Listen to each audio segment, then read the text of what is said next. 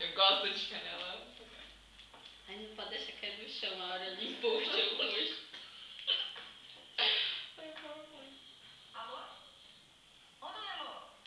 Ai, eu vou começar a espirrar daqui a pouco. Tá. Na moral. Só um pouco. Não, Lucimária. Tira a mão. Eu falei que a gente vai ter uma conversa muito clara. Aí, ó. Não balança. Mesmo abrir o jogo, viu?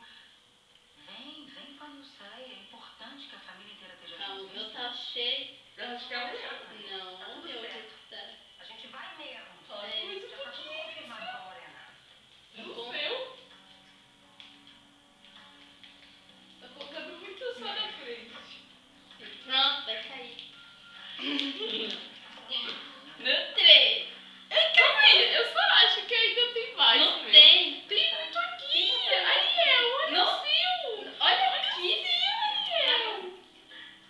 Falando, né, Lu? Tu pode me deixar lá? Tá bom, já tá bom. O minha colher é maior, você não percebeu? Para! No 3, vamos. Ai, já tá tardando, Tá, sabe? vai. Deixa eu ver como é que ela cai. 2, 3 e... Eu preciso encontrar a Dona Elô e conversar com ela. Tem que ser sozinha. Só essa noite. É o que vai se resolver essa noite. Então, as coisas que eu tenho pra conversar com a Dona Elô são seguinte. Coisas que eu não quero dividir, mas eu não quero que você escute.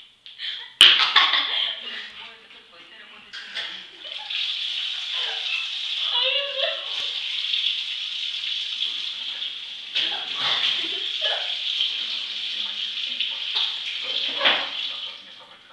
Olha o chão, Manu. Calma, eu não quero nem saber.